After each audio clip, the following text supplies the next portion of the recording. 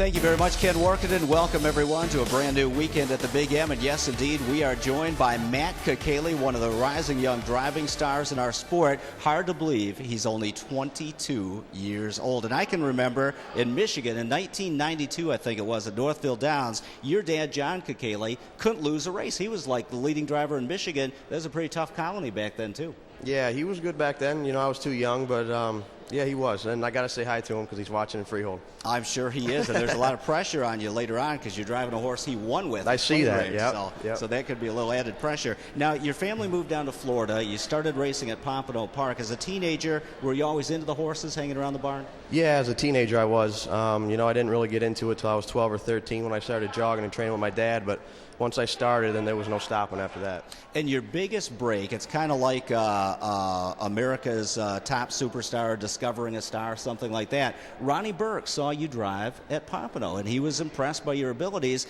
and you guys kind of got together, and that's been the greatest stepping stone in your career. Yeah, I can never thank Ronnie enough. Ronnie and his dad, Mickey, they're just great people, and all the owners. You know, they helped me a lot of times, and, you know, I can never be more thankful. So when you first met Ronnie and he said, hey, kid, I like the way you drive. Let's go out and have lunch. How did that conversation go? Well, actually, it was his dad who came and kind of found me out, you know, and I was honored, you know, just for him to want to take me out to dinner and talk to me, you know, and then he offered me the job, and it was great. And they wanted you to go to Northfield Park in Cleveland. Now, for a guy who grew up in Florida, used to those 85-degree temperatures, Northfield is like the coldest place on the face of this earth. What was it like driving there? It was a little tough getting used to, but, you know, once I started driving more and stuff, it was easier to get along with. In Northfield Park, if you watch the simulcasting, which a lot of us do, run and gun, pedal to the floor racing. With those wings full of 3 or 4 guys that are throwing the lines at them and hustling to the lead all the time, yet you're a real patient, kind of come from behind driver. Did that style work for you there at Northfield? You know, I did very well there, and, you know, they race hard for their money there. You know, they race every week, and they race hard. And, you know, I got along really good with everybody over there, and it was a good stepping stone for me. Now, the plans were last winter, I read somewhere, where you were going to go to Ontario and race on the WEG circuit and the smaller tracks for the Burks, but then you decided to go back to Florida. What happened with that deal? Did it just fall through? Yeah, it just kind of fell through, and my mom was needing some help in Florida, and, you know, it didn't look like the Canada thing was going to work out, so, you know, might as well stay warm for a couple months. So then 2010 rolls around, Pocono Downs opening up in mid-March, and you decided to hang your colors there, do some driving. Again, was that a commitment from the Burks to give you some mounts? Yeah, definitely. Ronnie was the one who came up with the plan to go there, and, you know, he started using me right away, and that led to more drives from the locals and, you know, other top trainers that race there. You know, Irv was using me a lot, and, you know, Pocono was great this summer to me. Great place to race and a tough driving colony, too. I mean, when you're racing against a guy like Jim Morrill Jr., race after race, night after night, you can learn a lot. Yeah, Jimmy, he's phenomenal. Georgie, he's got a way to get those things to go. You know, Joe Pavey, he's a great driver, too. It's a great colony there. So what are your plans for next year? Obviously, Pocono, again, is on your schedule? Yeah, right now, that's the plan. Yep. Well, we are tickled to have you here at the Meadowlands, not only this weekend, but hopefully you'll stick with us for the rest of the meet as well. What are your plans for 2011? When we get going in January, are you going to be back here and test the waters a little? You know what? I don't know yet. I'll see how it goes here for a couple of weeks. You know, I'm going to try Dover. Dover's going okay so far for me, and I'm going to finish out Chester, and then we'll just kind of see what goes. Well, you were the youngest guy ever to reach 1,000 wins. I think you were 21 at that time. But this Doug McNair kid looks like he might dethrone you. Huh? He's, what, 18 or 19? Yeah, he's going to get me. But you know what? Doug's a great kid, and he does a good job. So, you know, I'm happy for him. Everybody that comes to the Meadowlands to drive, this is kind of like a dream for him, to race here on the Mecca, the biggest stage in the sport. You drove here, I think, 1 horse for the Burks this winter in a series. Are you excited about the opportunity to be here? Yeah, definitely. You know, these are the top guys around. You know, you got Timmy, you got Dave, you know, all the, you know, Brian's not here and stuff, but, you know, there's a lot of talented guys out there, and this is the Mecca of harness racing. We all want to be here, so. Well, most harness drivers are also pretty good athletes, but your sport that you were really into is not kind of a mainline sport. You were an excellent bowler when you were a teenager, right? Yeah, Could you have gone pro? No, I don't know. Ronnie called me today, was making fun of me about that, but, you know, I was okay when I was younger. I don't bowl at all anymore. Golf, you know, when I can, but no more bowling. What was your average when you bowled? When I was like 15, 16, I was averaging 220 or so.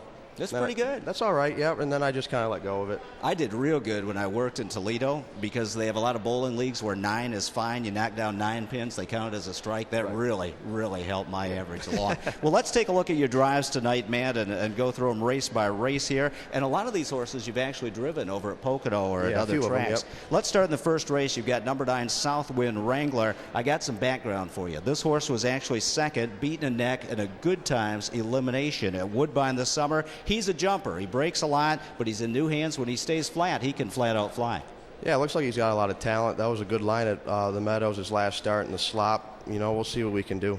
Second race, you've got number 7, Upland Hanover. That's a horse that you won with at Pocono about a month ago. Yeah, you know, she her last start I drove her at Pocono. She raced really well. I just missed with her. You know, it looked like she raced pretty decent her last start here. 7-hole. We'll see what happens. Couple of nice fillies from Illinois in there. The one of Mark Ford from Post 9's been very good, and then a 2-year-old from Irv Miller's barn looks good in there too. Hey, they hook it up. Maybe you'll pick up the pieces. Yeah, you never know. Third race, you've got number 2, Laza Muscles, 9-year-old veteran. Certainly has a hitch in his get-along when he trots. Looks like he's good sometimes and not at other times. You know, down on the bottom of the program, he was really sharp there at Chester. You know, he kind of went through a bad streak of a few starts.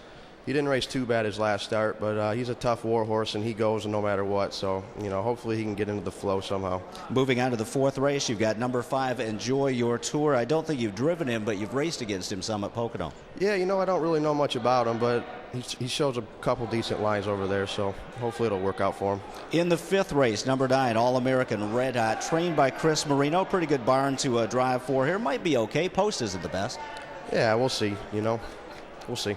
What do you do with a horse like that? You've never seen the horse, never driven for the trainer that much. You just listen to the instructions and try to be patient with him? Or? Yeah, you just kind of listen to what the trainer tells you about the horse and, you know, its quirks, and just kind of like get a feel for it behind the gate and see what happens.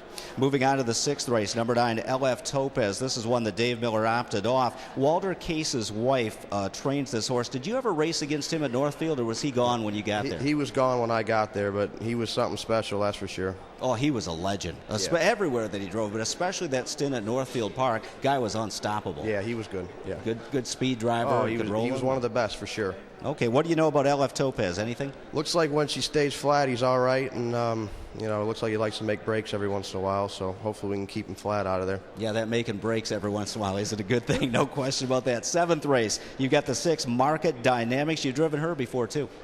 Yeah, she's got some good gate speed. I was able to get a couple decent trips with her the last 2 starts, and she come up a little short at the wire, but I mean, she's a decent little filly, and we'll see how it works out. 8th race, you've got number 4, Chaplain Hall for the Burks. Don't know if you saw his last race, but he didn't make the gate. I don't know if he was late turning or what happened. Looks like they got him out of Indiana not long ago, fine-tuning, but has some go.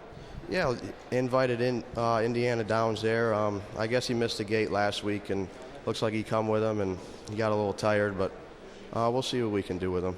And then in the 9th race, number 7, Waddy. This is the horse we alluded to in the open. Pressure's on. Your dad won with him at Plain Ridge. Did he call you up and give you some advice? No, he didn't tell me anything about this one, but hopefully I can show him up with him.